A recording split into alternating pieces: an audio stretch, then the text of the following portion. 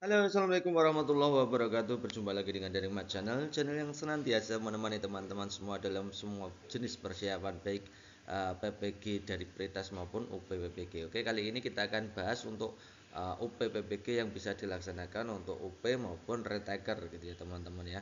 Untuk UP biasanya akan diadakan nanti di bulan Juni ya. Jadi teman-teman harus persiapkan diri, simak semua videonya dari awal sampai akhir ya. Kita sudah membuat rangkuman FR dari bulan Desember model 1, yaitu kita sudah masuk ke part 3. Nanti kita akan berikan dua model masing-masing 120 soal gitu ya. Jadi teman-teman simak baik-baik penjelasannya. Oke, kita mulai saja dimulai dari yang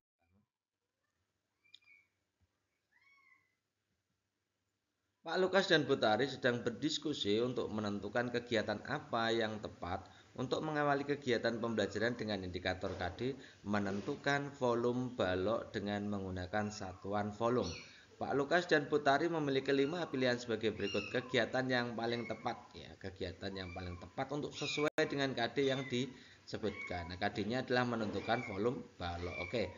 Kegiatan yang paling tepat gitu ya. Kalau kita bicara tentang kegiatan yang paling tepat, eh, itu kita harus memilih kegiatan yang memang benar-benar bermakna untuk siswa gitu ya teman-teman ya. Menentukan volume balok ya.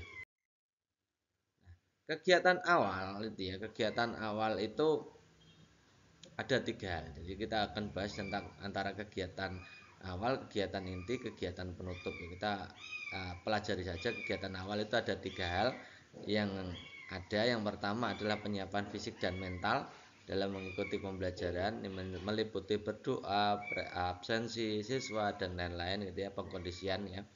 Kemudian yang dua adalah pemberian persepsi materi atau mengaitkan materi sebelumnya ke materi hari ini. Jadi materi ini harus terkait dengan materi sebelumnya. Artinya adanya kontinuitas ya, adanya keberlangsungan dari materi itu.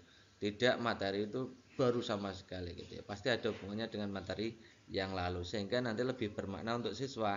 Yang ketiga adalah motivasi. Adanya motivasi itu teman-teman bisa menggunakan eh, memberikan menunjukkan manfaat dari apa yang akan dipelajari untuk masa depan bisa atau menyajikan sesuatu yang menarik minat misalkan ada gambar, audio, visual gitu ya. Nah, kegiatan untuk mengawali yang benar yang mana? Kalau kita lihat dari A sampai E kita analisa saja membahas manfaat menghitung volume balok. Nah, membahas manfaat ini masuk dalam kegiatan pendahuluan, benar mengawali kegiatan, benar ya. Yang B memberikan contoh cara menentukan volume balok. Nah, memberikan contoh cara menentukan volume balok ini sudah masuk di kegiatan inti. Meminta siswa membuat kubus satuan ini juga kegiatan inti, gitu ya. Meminta siswa menyelidiki rumus ini ya kegiatan penyelidikan otomatis masuk di kegiatan inti atau kegiatan eksplorasi, gitu ya. Yang E meminta siswa membuat jaring-jaring balok ini juga kegiatan inti. Maka kegiatan yang tepat dalam untuk mengawali KD menentukan volume balok yang paling tepat ya A itu. Pendidikan saintifik sering digunakan sejak penerapan kurikulum 2013 merupakan bentuk pembelajaran dengan paradigma konstruktivistik ya. Artinya pembelajaran yang membangun ya, pembelajaran yang membangun pengetahuan masing-masing siswa sendiri yang membangun gitu ya. Hal yang sebaiknya dilakukan oleh guru dalam tahapan menanya jika kita akan mengajarkan topik volume kubus adalah jadi tahapan menanya itu tahapan kedua setelah mengamati gitu ya. Setelah mengamati maka timbul rasa ingin tahu tinggi, maka dia akan menanya. Jadi kegiatan menanya itu kegiatan seperti apa? Kita akan bahas dulu sebelum kita menentukan opsi pilihan ganda yang tepat gitu ya. Ini saya berikan materinya seperti ini teman-teman. Jadi kegiatan menanya itu artinya mempertanyakan sesuatu yang menjadi masalah dari apa yang telah diamati. Nah ya, dalam konteks menanya siswa harus didorong untuk bertanya atau membuat rumusan masalah. Kalau perlu membuat hipotesis atau hipotesis. Tujuan dari kegiatan menanya adalah untuk menggali rasa ingin tahu siswa agar bisa berpikir kritis.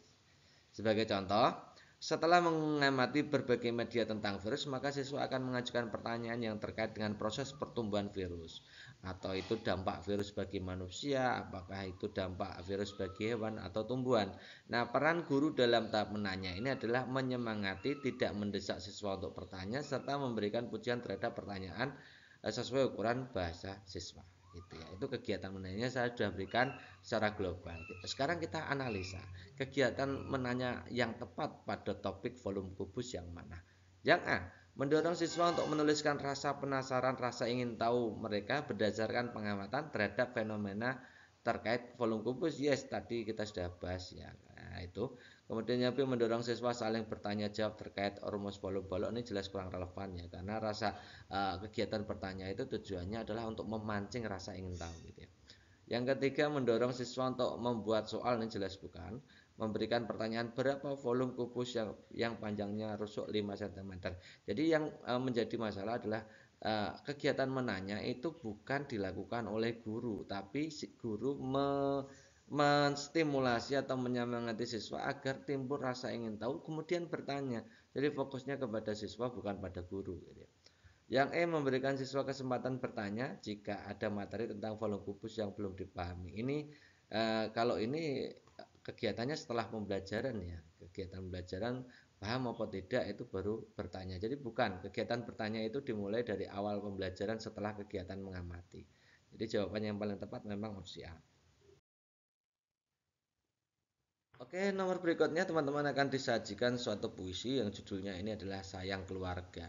Nah, keluarga sebagai pelindungku, aku sangat sayang ibuku, aku sayang ayahku, aku juga sayang adik-adikku. Mereka lah keluargaku, milikku seutuhnya. Nah, sangat bahagia bisa memilikinya, selalu ada dalam suka dan duka.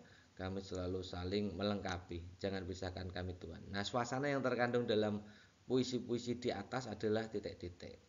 Bahagia, menyanyi, melengkapi, memiliki, mengharap. Ini suasana ya teman-teman.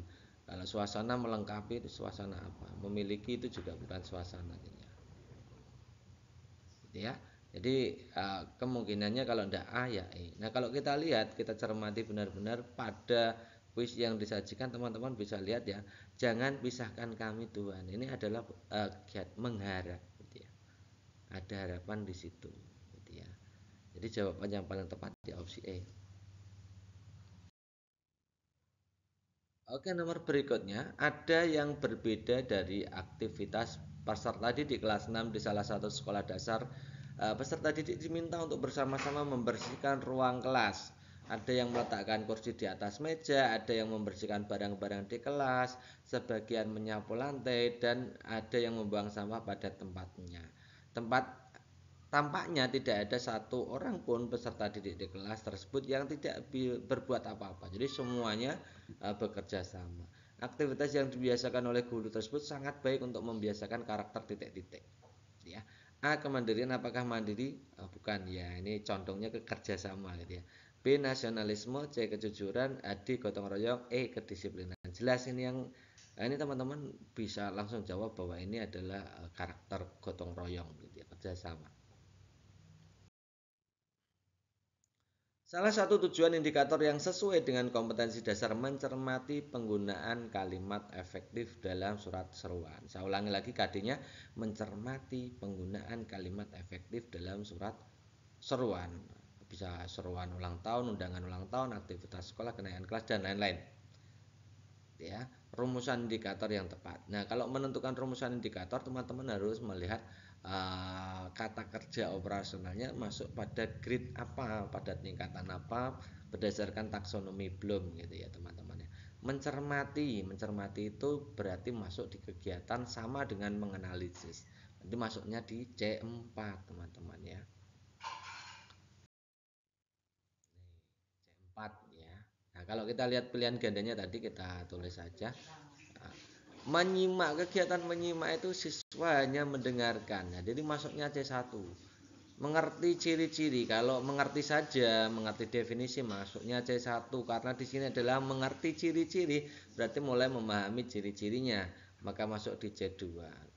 Ini saya kira teman-teman juga sudah banyak memahami tentang taksonomi belum gitu ya. Kalau saya jelaskan lebih detail nanti lama gitu ya. Menafsirkan itu masuk di C5. Setelah menganalisis baru kegiatan menafsirkan ya. Menerjemahkan, menafsirkan itu C5. Memahami ciri-ciri. Nah, kalau memahami masuk di C2. Mengidentifikasi. Nah, kegiatan identifikasi itu masuknya di C4. Kenapa tidak milih yang C? Kalau menafsirkan informasi yang ada dalam surat seruan itu C5, itu sebenarnya C4 juga bisa menafsirkan itu. Tapi di situ KD-nya itu kan ada hubungannya dengan kalimat efektif. Kalau yang C itu tidak jelas, hanya menafsirkan informasi, tidak menggali tentang kalimat efektif dan tidak efektif gitu ya. Kalau yang E itu lebih benar, maka jawaban yang paling tepat pasti yang E.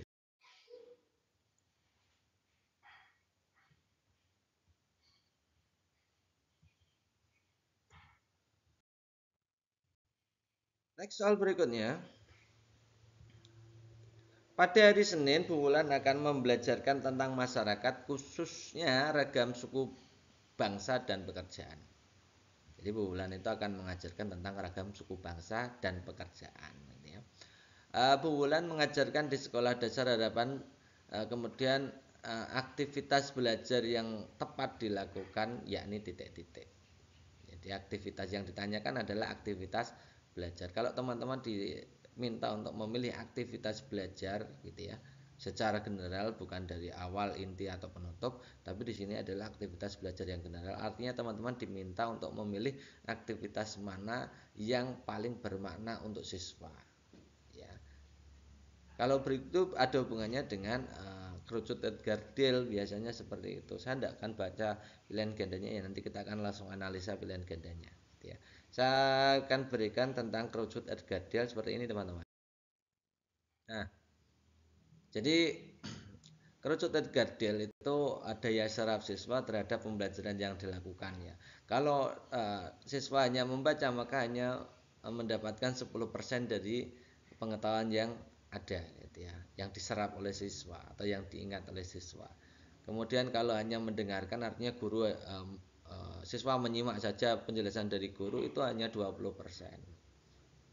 Kemudian kalau melihat gambar, melihat video, melihat demonstrasi, gitu ya, media video demonstrasi, gitu ya. Itu artinya penggunaan media. Kalau kita menggunakan media saja, itu sampai serapannya 30%. Kalau diimbangi dengan kegiatan diskusi, maka sampai di 50%. Kalau anak-anak kita atau peserta didik kita sudah bisa menyajikan atau melakukan presentasi, maka mereka mendapatkan daya serap pengetahuannya sampai ke 70%, tinggi sekali. Kalau sampai setelah pembelajaran anak bisa bermain peran, melakukan simulasi atau mengerjakan hal-hal yang nyata sesuai dengan materi yang kita berikan gitu ya. Itu nanti sampai 90% daya serapnya. Jadi pemilihan aktivitas belajar itu sangat mempengaruhi daya serap siswa atau peserta didik gitu ya, teman-teman.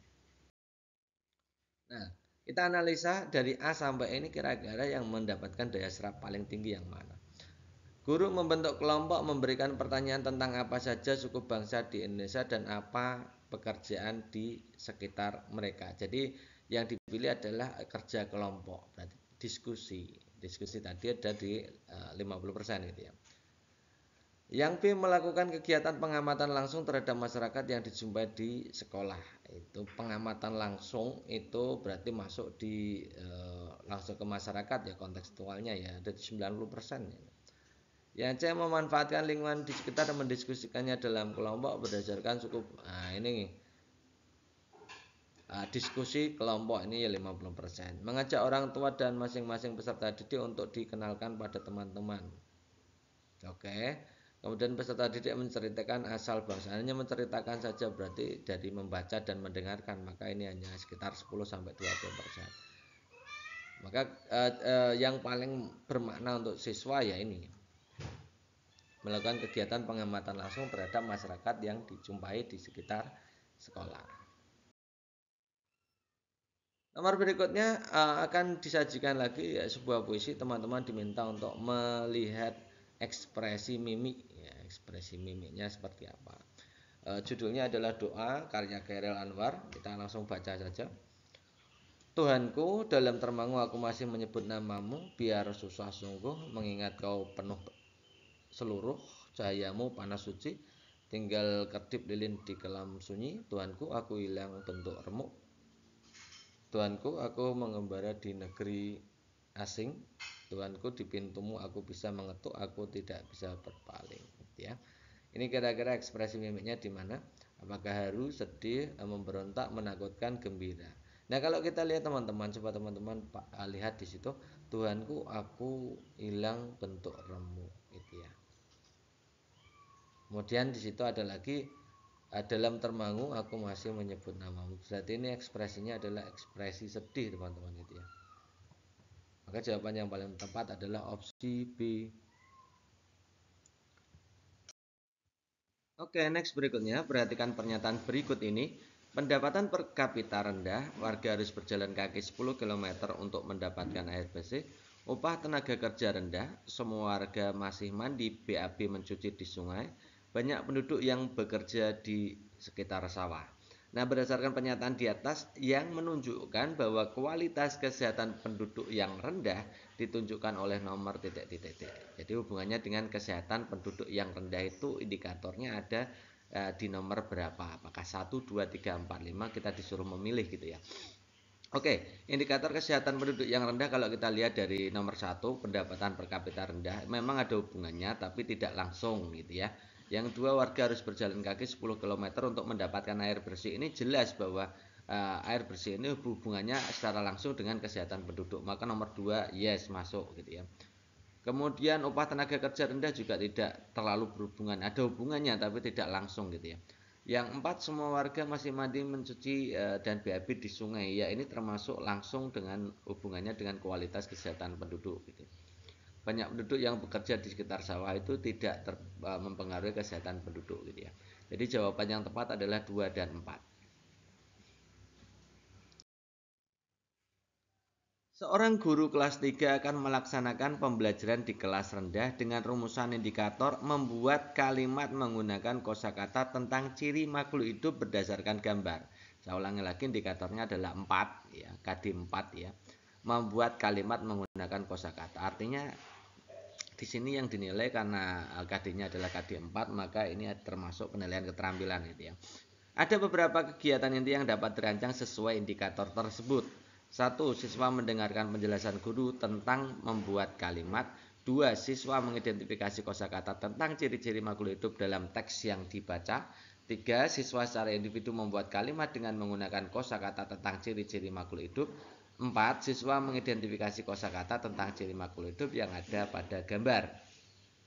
Kegiatan inti bermakna yang sesuai dengan indikator tersebut adalah titik-titik. Nah, di pertemuan sebelumnya kita sudah bahas tentang kegiatan bermakna. Jadi kegiatan bermakna itu manakala siswa aktif dalam kegiatan pembelajaran, siswa mengalami sendiri, ada keterkaitannya dengan dunia nyata mereka, kemudian di dalamnya itu peran guru semakin tidak dominan gitu ya. Artinya memang siswa itu menggali sendiri, melakukan investigasi sendiri gitu ya, sehingga mereka punya pengalaman belajar yang baik gitu ya. Itu namanya kegiatan pembelajaran bermakna. Kalau kita lihat dari nomor 1, siswa mendengarkan penjelasan guru, hanya mendengarkan saja itu pasti itu kan berarti jenisnya adalah teacher center learning, itu bukan ya, bukan bermakna bagi siswa. Oke, nomor 1 bukan.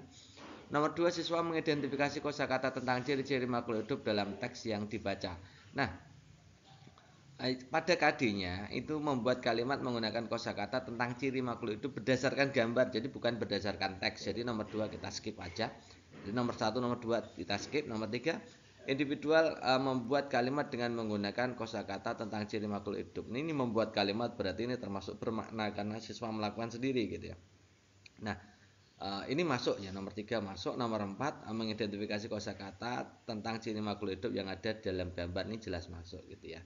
Jadi kegiatan identifikasi itu yang melakukan siapa? Siswa sendiri gitu. Jadi nomor 3 dan 4 jawabannya. Ya.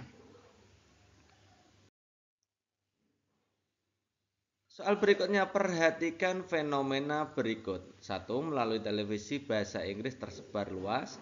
2. Acara reuni sekolah dilakukan secara virtual. 3. Mode bagian dari luar negeri secara cepat diikuti dengan memanfaatkan media sosial. Yang 4. Orang tua dapat memonitor aktivitas anaknya melalui telepon genggam. Yang 5. Transaksi pembayaran menggunakan kartu debit maupun kredit. Nah, fenomena yang merupakan pengaruh perkembangan iptek dalam interaksi masyarakat ditunjukkan oleh nomor ya. Ini semuanya hampir benar teman-teman. Tapi yang jadi fokus adalah pengaruh perkembangan teknologi dalam hal interaksi masyarakat. Ada hubungannya interaksi dengan masyarakat, gitu ya. Jadi kita analisa satu persatu. Nomor satu coba. Melalui televisi bahasa Inggris tersebar luas. Nah, bahasa Inggris tersebar luas. Kalau melalui televisi itu berarti pasif, gitu ya. Pasif, gitu ya. Tidak ada interaksi secara langsung, gitu ya. Tidak ada interaksi dua arah.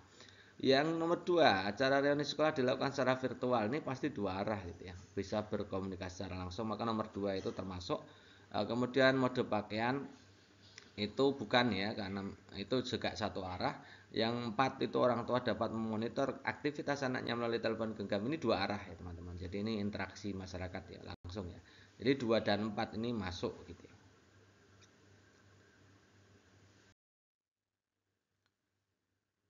Next, hal berikutnya di kelas 3 SD Berani Maju terdapat 24 siswa. Pada saat pembelajaran bahasa Indonesia ada 4 siswa yang belum lancar membaca. Jadi kelas 3 ada 4 siswa yang belum lancar membaca. Dengan berpegang pada prinsip tidak ada siswa yang boleh tertinggal atau no child left behind, guru memutuskan untuk mengulang pelajaran membaca untuk seluruh kelas sampai keempat siswa tadi lancar membaca. Permasalahan pembelajaran yang mungkin bisa timbul akibat praktek guru tersebut adalah titik-titik. Jadi guru itu memastikan bahwa setiap siswa itu bisa membaca.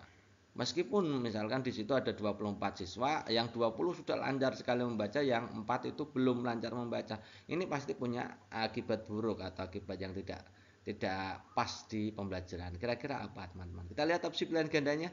Siswa yang lain jadi merasa tersaingi. Ini jelas bukan ya. B, keempat siswa tersebut menjadi semakin lancar membaca. Ya benar, tapi di sini akibat praktek guru tersebut ya, akibat dampak negatifnya ini maksudnya. Jadi yang B ini bukan. Yang C, siswa yang lain jadi malas membaca. Ya juga mungkin juga gitu ya.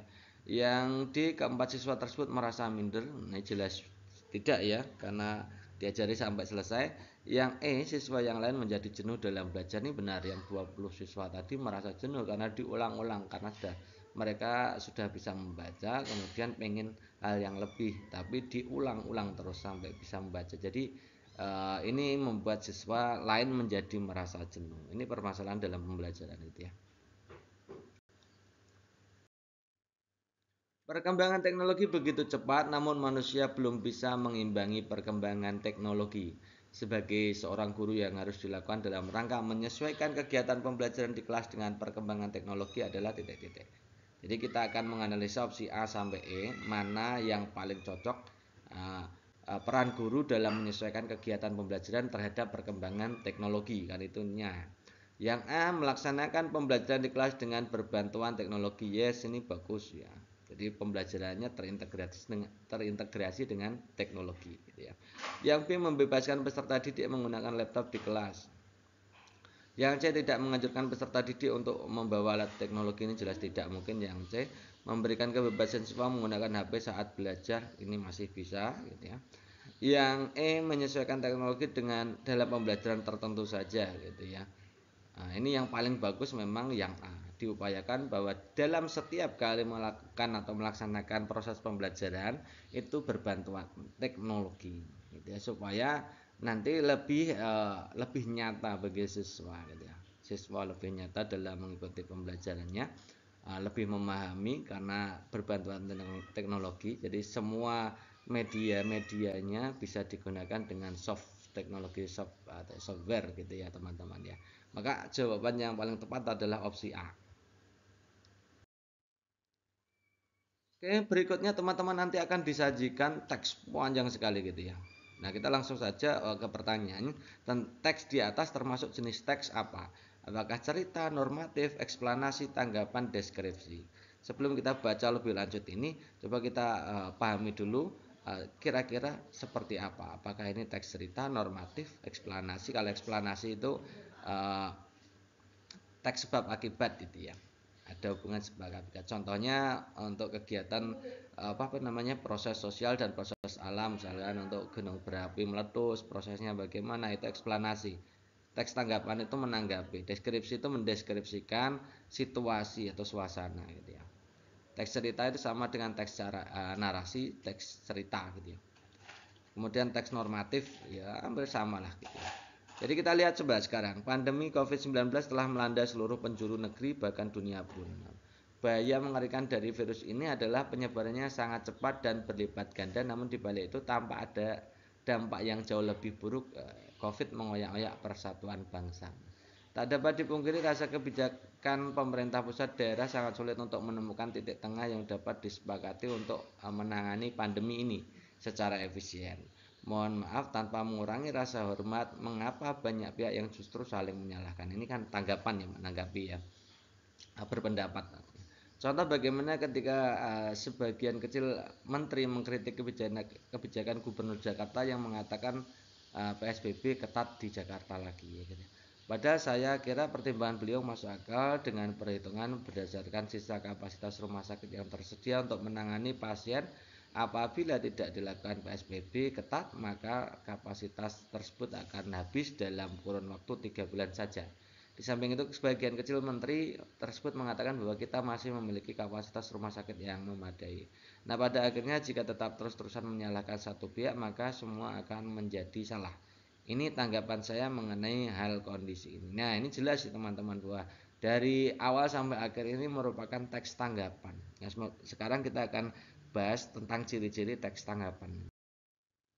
Jadi teks tanggapan itu teks yang isinya komentar, evaluasi, pujian, kritik, dukungan, atau penolakan. Jelas seperti tadi modelnya adalah teks tanggapan.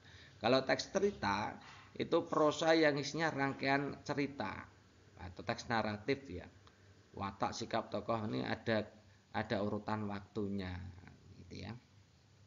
Kemudian kalau teks normatif itu teks isinya ditulis berdasarkan sebuah peraturan, norma-norma, peraturan yang berlaku. Ini penjelasan tentang norma-norma itu namanya teks normatif. Kemudian teks planasi, teks yang menerangkan atau menjelaskan mengenai proses atau fenomena baik gejala alam maupun gejala sosial. Jadi kita sudah bahas itu ya. Kemudian teks deskripsi itu isinya penggambaran suatu objek atau suasana atau tempat atau peristiwa. Gitu ya. Nah, dari sini kita bisa lihat bahwa ini adalah jenisnya adalah teks tanggapan gitu ya. Dari sini. Iya. Next berikutnya, ketika seorang guru memperoleh penempatan tugas baru di pulau lain dan pengalaman tersebut diceritakan kepada siswa-siswa di tempat tugasnya, maka cerita tersebut menampilkan semangat persatuan yang isinya. Jadi ditempatkan di tempat baru pulau lainnya yang akan diceritakan ke siswa-siswanya kira-kira tentang apa. A. Kebanggaan betapa luasnya wilayah Indonesia dan keragaman masyarakatnya. Oke, ini bagus. B. Bersyukur karena masih diakui bahasa daerah dalam bahasa masyarakat Indonesia. Oke. Kebanyakan memiliki murid-murid yang berkebudayaan berbeda-beda. Perasaan senang karena ada pengalaman baru yang berbeda dengan daerah asal. Ucapan terima kasih atas penugasannya di daerah baru untuk memperoleh pengalaman. Ini kalau kita hubungkan dengan semangat persatuan, maka jawaban yang paling tepat ya opsi A ini. Kebanggaan betapa luasnya wilayah Indonesia, kemudian di dalamnya ada berbagai keragaman masyarakatnya gitu ya. Hasil observasi dalam sebuah penelitian tindakan kelas menunjukkan satu, siswa tidak mau menyimak pelajaran, guru menjelaskan dengan metode ceramah, siswa tidak ada yang bertanya kepada guru tentang pelajaran yang baru saja disajikan gitu ya. Permasalahan di bawah ini yang sesuai dengan kasus-kasus di atas. Kayak kasus tadi kita ringkas ya, tidak mau menyimak pelajaran, guru hanya menggunakan metode yang monoton, metode ceramah, siswa tidak ada yang bertanya, artinya dalam kelas itu pasif, yang dominan adalah gurunya. Oke ya. Yang A, metode apa yang sebaiknya digunakan agar siswa mau menyimak? Oh, jadi kalau di sini permasalahan di bawah ini yang sesuai, kalau ada hubungannya dengan permasalahan itu ada beberapa ya. Ada metode, ada cara, ada media. Biasanya kan begitu. Yang ditanyakan kan ada tanda tanyanya kan seperti itu ya. Metode apa yang sebaiknya digunakan agar siswa mau menyimak pelajaran ini termasuk juga. Bagaimana cara menyelesaikan masalah ini masuk juga. Bagaimana cara memotivasi siswa agar mau bertanya ini juga masuk, ada hubungannya dengan metode. Apa yang menjadi permasalahan pada pembelajaran ini? Nah, permasalahannya kan ini sudah dimunculkan ya. Strategi apa yang sebaiknya digunakan agar siswa mau menyimak. Jadi kalau saya lihat dari soal ini, ternyata ini permasalahan yang permasalahan di bawah ini yang sesuai dengan kasus-kasus di atas adalah itu berarti pertanyaan yang kurang tepat. Ini harusnya ada kecuali. Nah, permasalahan itu ada hubungannya dengan metode, ada hubungannya dengan cara, gitu ya. Kalau kita lihat yang A itu metode benar, B bagaimana cara benar, C bagaimana cara benar. Yang D apa yang menjadi. Nah, apa yang menjadi masalah itu kan sudah masalah, jadi kita tidak perlu bertanya tentang hal ini lagi. Yang E strategi apa yang sebaiknya digunakan ini benar semua. Jadi jawaban yang harusnya itu kecuali. Kalau kecuali maka jawaban yang tepat D gitu ya. Ini. Indikator ketercapaian kompetensi yakni peserta didik dapat menyajikan. Nah, proses menyajikan ini masuknya dalam ranah keterampilan gitu ya, ranah psikomotorik ya. Keterkaitan antara karakteristik ruang terhadap efektivitas ekonomi. Peserta didik dapat menyajikan keterkaitan antara karakteristik ruang terhadap aktivitas ekonomi, bukan efektivitas. Instrumen penilaian untuk mengukur ketercapaian indikator tersebut yakni titik-titik. Karena di sini KD-nya itu adalah menyajikan. Menyajikan itu berarti KD keterampilan ya.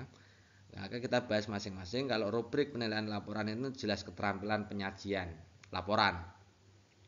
Kalau penilaian kerja kelompok itu keterampilan proses. Tes uraian, lisan, tertulis itu pengetahuan semua gitu ya. Maka jawaban yang tepat ya D ini.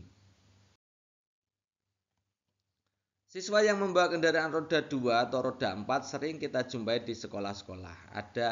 Adalah untuk mempermudah dan mengurangi biaya transportasi. Jadi penggunaan roda 2 atau roda 4. Pada sisi lain terdapat pelanggaran aturan berlaku karena siswa yang membawa kendaraan umum belum berusia 17 tahun sehingga tidak memiliki SIM. Nah, pendekatan yang dilakukan guru membangun kesadaran siswa terhadap tanggung jawab sosial dan kepatuhan terhadap aturan lalu lintas adalah titik-titik. Bagaimana kalau sekolah Anda misalkan di SMP itu kan belum 17 tahun, tidak mungkin punya SIM kan harusnya. Tapi siswa-siswa membawa kendaraan. Nah, kira-kira langkah apa yang dilakukan oleh pihak sekolah atau Anda sebagai guru gitu ya. Yang A, menahan kendaraan roda 2 atau roda 4 bagi siswa yang tidak memiliki SIM, tidak mungkin gitu ya. Bukan wewenang dari sekolah untuk menahan hal itu. Yang B, menghadirkan kepolisian untuk sosialisasi SIM. Ini yang paling bisa dilakukan. Jadi biarkan yang pihak berwenang itu melaksanakan tugasnya. Salah satunya adalah tindakan preventif berupa sosialisasi SIM gitu ya. Mengajukan permohonan dispensasi tidak mungkin, menyelenggarakan pembuatan SIM di sekolah tidak mungkin karena usianya memang belum memenuhi syarat untuk mendapatkan SIM.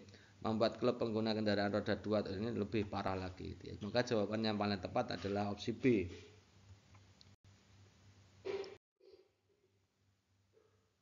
Nanti teman-teman akan disajikan suatu paragraf. Nah, di situ teman-teman diminta untuk menentukan gagasan utama gitu ya. Nasi adalah makanan pokok yang biasanya dikonsumsi oleh kebanyakan penduduk di wilayah benua Asia, tidak terkecuali Indonesia. Di Indonesia sebagian besar penduduknya mengkonsumsi nasi sebagai panganan utamanya.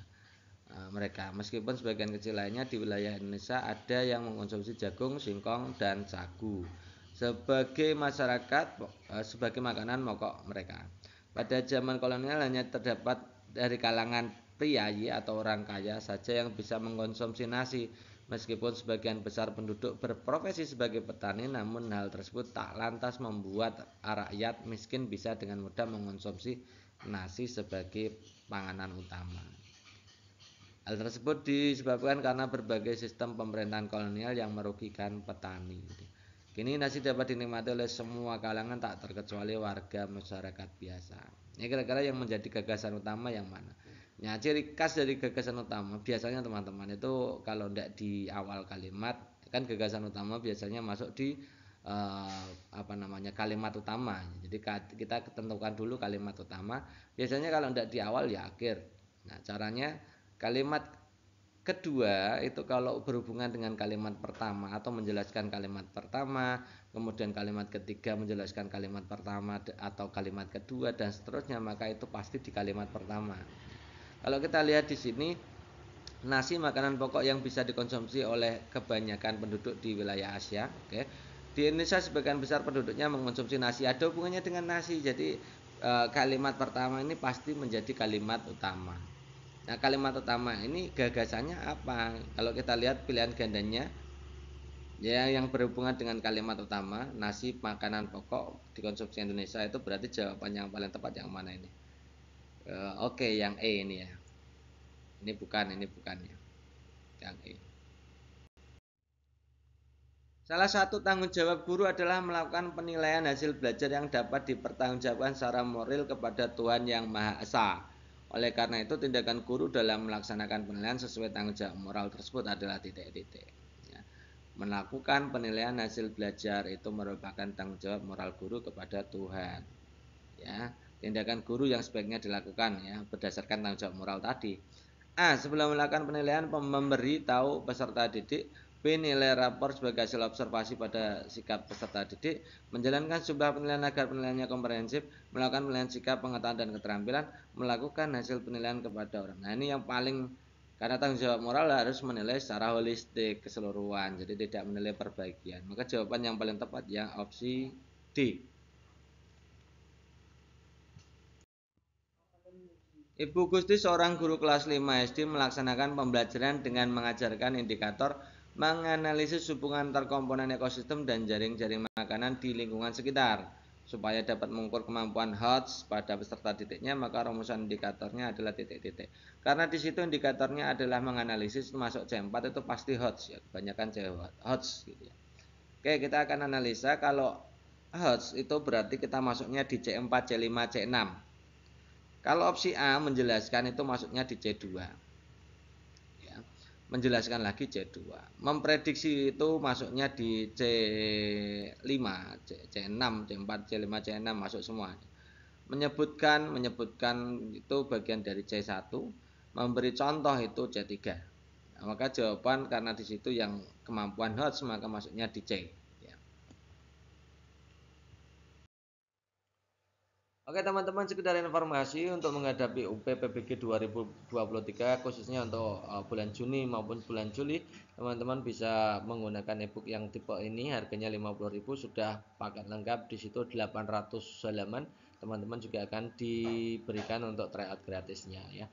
Harganya hanya 50.000, hubungi 085 712 166 998. Terima kasih atas perhatiannya. Assalamualaikum warahmatullahi wabarakatuh.